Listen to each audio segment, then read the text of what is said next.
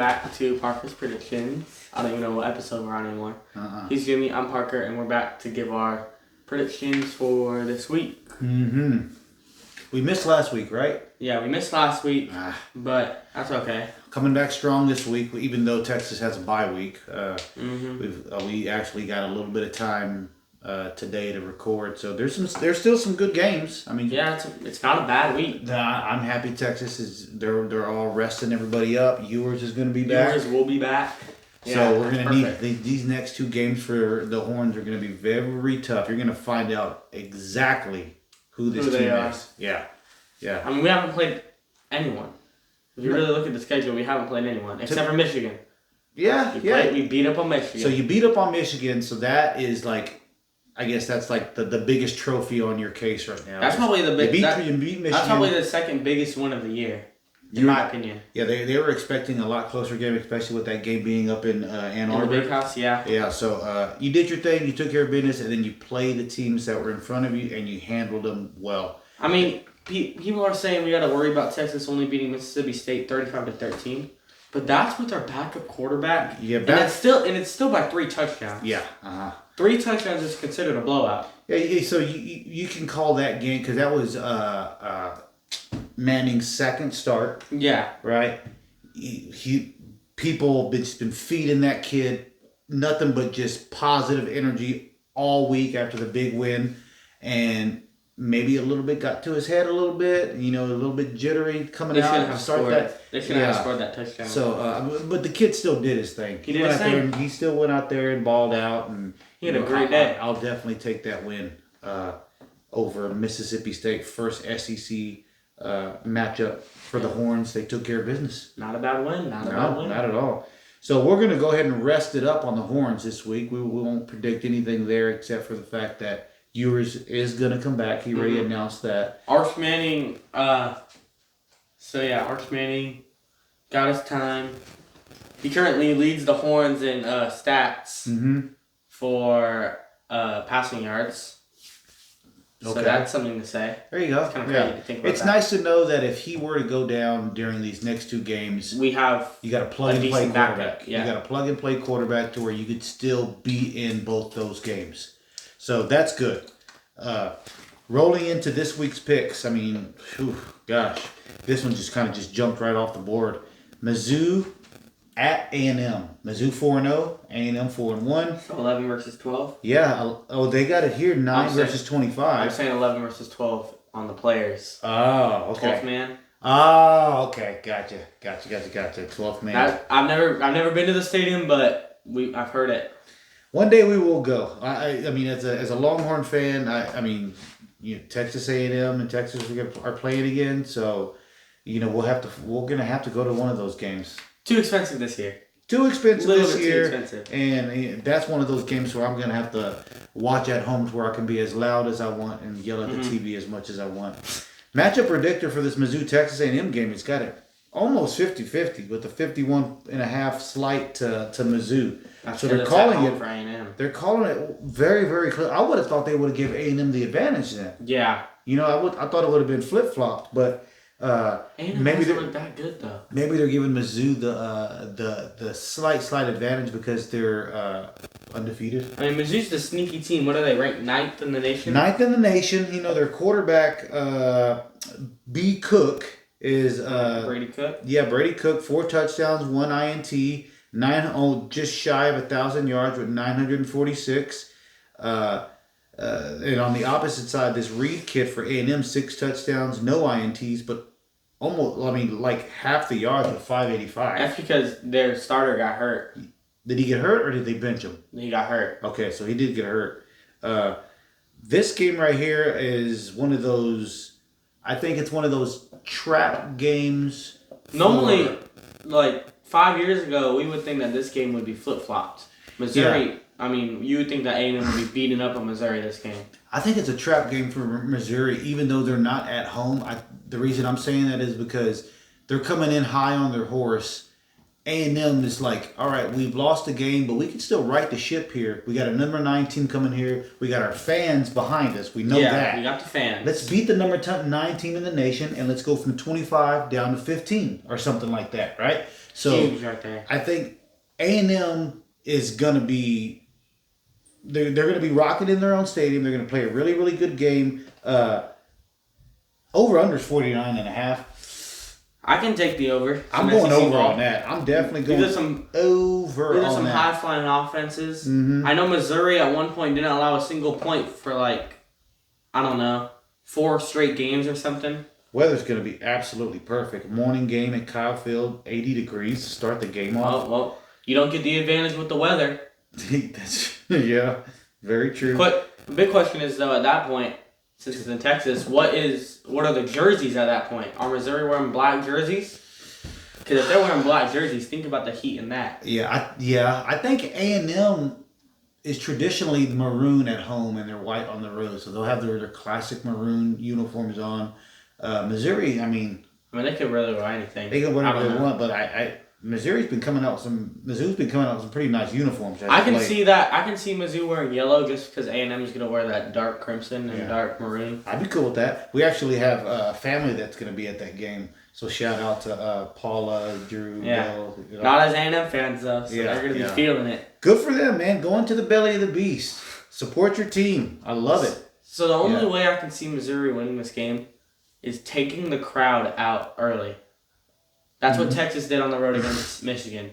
Jump up like 21-3 real quick. If you can take the crowd out early, that's one of the big things in college football. That's the difference between NFL and college. Mm-hmm. The crowd will be in it the whole game. Yeah. Mm-hmm. In NFL, it's all a business. Every play is a business decision. Yeah. But in the college, this is real right here. This is real big boy football. Uh-huh. Well, not big boy, but you know what I mean. So it's a 2.5 point favorite to Mizzou. I mean a field goal gets you your cover. If Missouri can just take the crowd out of the game early, you could see this being a blowout. I don't think so. Not so fast, my friend. I think that this is going to be a high flying shootout of a game. I think Mizzou will score some points. A&M's going to score some points. Their 12th man is going to keep them in the game. Fourth quarter game. And whoever has the ball last wins this game, either by a touchdown or a field goal. That's the way I'm calling it. 35-38, flip a coin. Let's give it to Mizzou because of the family. 35-38. I'm gonna say right now. I'm gonna say the score. Missouri goes up 21-0 in the first quarter. Woo! And then they end up winning this game 42-10. Oh my gosh, Missouri, a blowout. Yeah, that Missouri stock's about to start going way, way up. Holy moly. Their goal is to take the crowd out early. That's the goal for every crowd every team with a big crowd. If you can take that crowd out early, then the players will start fighting each other and the stadium will start being quiet. It's all that. It's all about that. Mm-hmm. If you can take that crowd out early, Missouri easily wins that game. Well, let's see, man. A&M's coming off of a struggle of a win last week against Arkansas, 21-17. Mizzou is coming off of a double overtime win to Vanderbilt. So both of these teams got put through a little bit of a tough match last week. I think both teams just had a fluke last week. Is what happened. Yeah. So both teams look really good. Mm-hmm. I mean, I think their records make them look better than what they are. They're about to find out who they are now that they start playing some big boy ball. This is right? SEC football. Yeah, so 4-0 going into an A&M game, it's 4-0 on its own is great, right? Mm-hmm. But 4-0 going into Aggieland, that doesn't carry much weight when you're rolling in there to Kyle Field. You could be 0-12 and they're still going to show up at the final game of the season. Mm-hmm, mm-hmm. Those fans don't care who they're playing. So that's our prediction for that game, which we're on opposite sides of the field on that one. Mm-hmm. What were you thinking for our second game? It was what was it? I forgot what it was. It could have been Miami versus Cal. I'll look it up because you had sent it to me earlier in the week. We've just been so dang busy, man. Trying to get all this stuff in line. Speaking of Miami versus Cal, shout out to California for their first ever hosting a game day. If you didn't know that. Who are they playing? Miami. Cal. I don't think that was a game I sang you, but it could have been. Yeah. We text we text so much, man. You know, it's so far back there. Let me see if it's in our single text thread. I know it is. If you want to find it. No, it's fine. But fine. If not, we can always do that game. I found out that California. This is their first game day hosting. I don't know why it's going to California, but it should be going to Missouri versus A&M. So for some reason you got Syracuse versus UNLV. Oh, that's a big game. You want to do that one, or you want to do that one? Okay. Because those are some hard games to predict. Okay, so I feel like right now Miami's gonna blow out California. It's not even gonna be close. Okay, so let's do the UNLV Rebels against the Syracuse Fighting Orange. Whoa! Was not expecting that. Syracuse coming into the game 3-1. UNLV is 4-0, but they're losing their quarterback, right? Well, their quarterback. What's the deal? Their quarterback is actually really, really good. Their backup transferred from. But their starting quarterback, the reason they're 4-0 is gone. No, their backup won them a game. Big game. Okay. If you scroll down to their last game, you can see they won a big game last week with their backup. 6 touchdowns, 1 INT. M. Sluka. I think that was their starter. Okay, so it didn't have their backup on here. Rushing yards, whoever M. Sluka is, he's also their leading rusher. So is he playing or is he transferring? He's out. So he's a red shirt. Okay. He's redshirting his year. Okay. Which is smart by him. I mean, you got your development in with your live reps. Now you just play. I don't like the fact that they can just do that, but I mean, it's a business now, so it kind of is what it is. This game is going to be played in Alliance Stadium, which is in Vegas, right? So that's UNLV. Yeah, so they're playing in UNLV. Man, I don't Look at that. What? They beat up on Fresno State 49-14 with their backup quarterback. So with their backup quarterback, they beat up on Fresno State.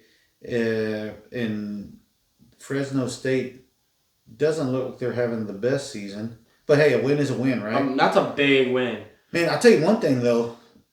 They're seeing a lot of points. The over-under on this game is 57.5.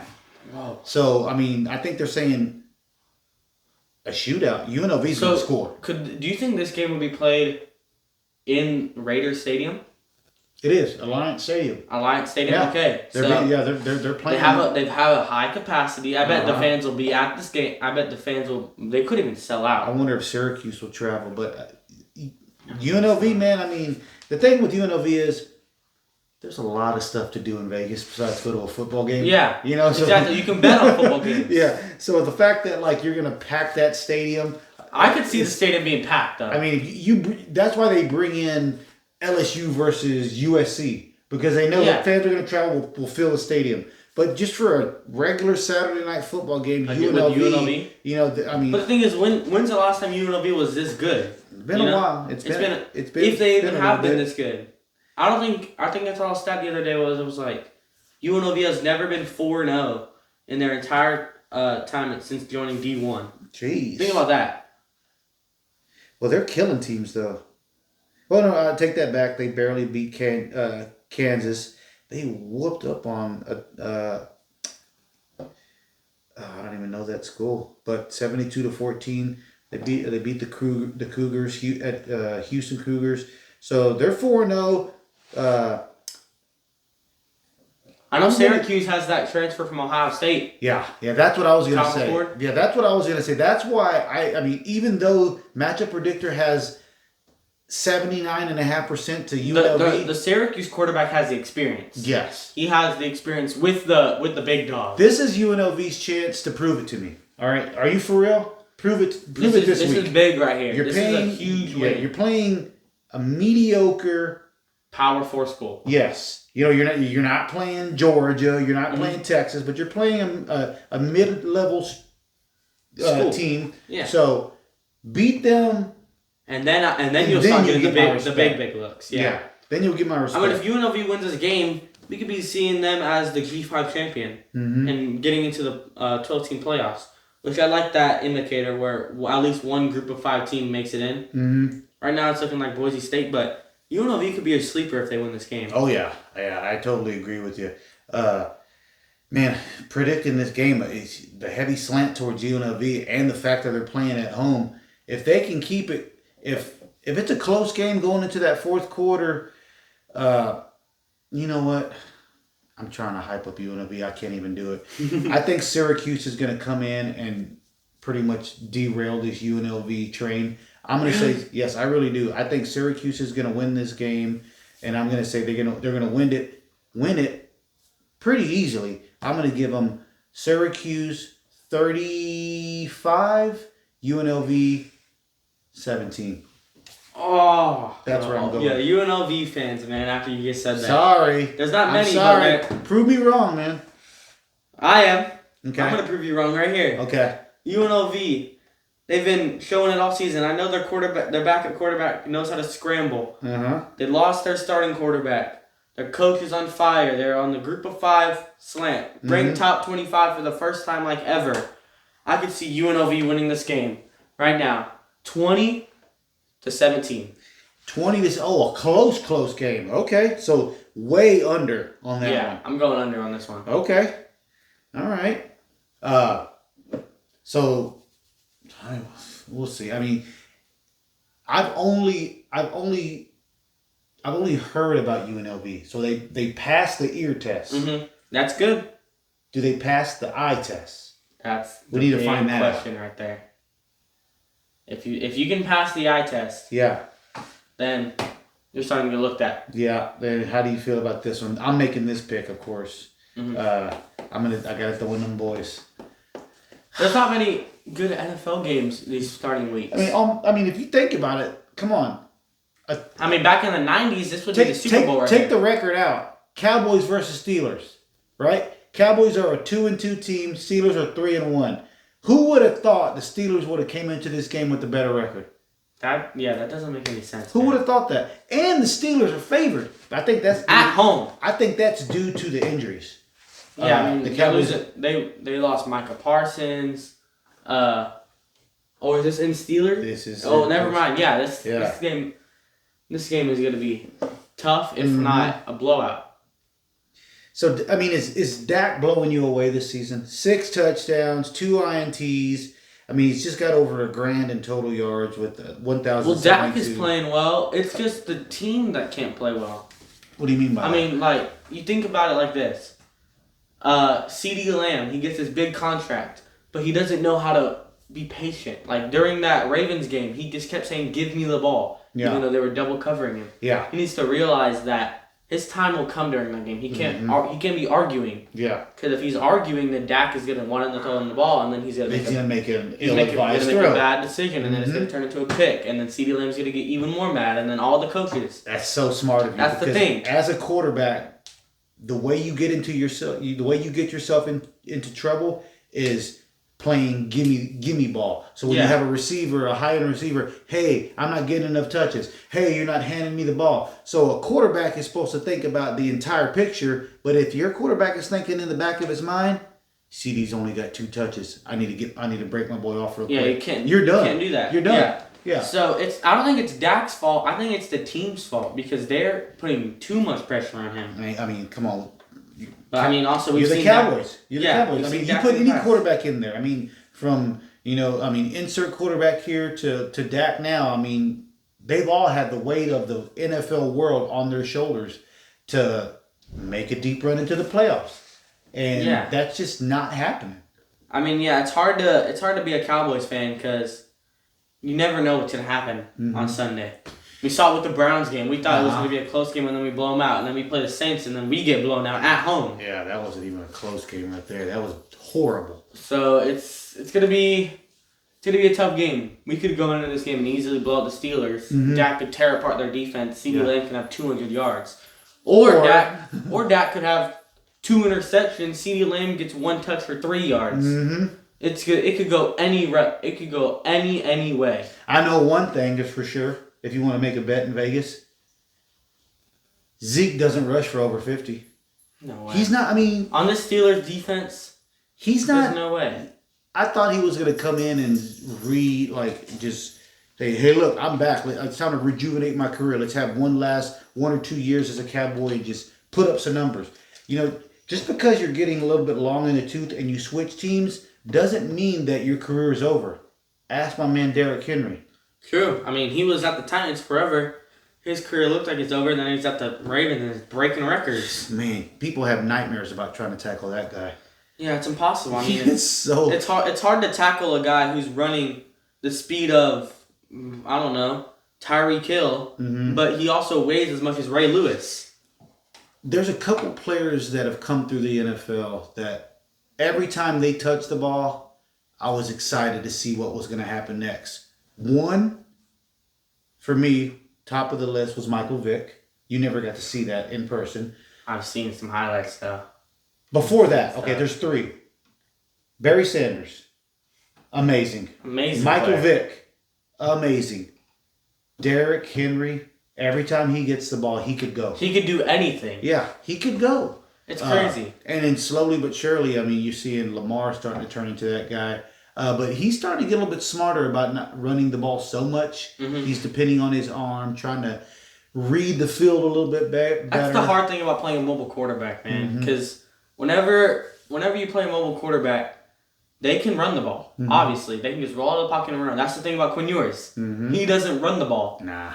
He would either find his receiver and find a pocket this small right here, and somehow fit the ball into the receiver, or he can just throw it out of bounds. He doesn't run. He doesn't risk it. After what happened 2 years in a row, he doesn't risk that anymore. Yeah. Yeah, man. So I could, You playing a mobile quarterback is hard. I'm gonna pick first. You pick after. You can end it off here, but I think the Cowboys have a lot to.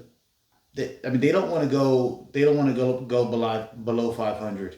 You know, they want to win this game, get everybody healthy. You know, the Steelers traveling to Pittsburgh and getting a big win would mean a lot to them. It's gonna be a very, very close game. I think the Cowboys can win this game. The defense is going to be a little bit of an issue for the Cowboys because you got some banged up players. So I could see the Cowboys winning this game in a little bit of a shootout. You know, I could see them winning this game 32 to 30. I'm going to give the Cowboys a win, and you know who's going to win it with the field goal. So I'm gonna join you on that. Actually, I'm gonna say that the Cowboys win this game 30-27. Oh wow! Dak is driving down the field. He can't get it done. Yeah. They send Brandon Aubrey out there for a 61-yard field. Holy moly, And 61! and he drills it. Yeah. For the win. That's your guy right there. What a weapon! Who would ever thought the sharpest knife in your toolbox Is your kicker? is your kicker?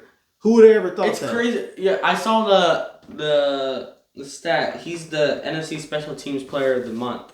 Yeah. He missed one kick all throughout the season so far. Yeah. And I think it was a 58-yarder. Yeah. All the other ones he nailed. It was a little bit of a fluke kick. I remember when he kicked when he missed that one. I mean, everybody was shocked.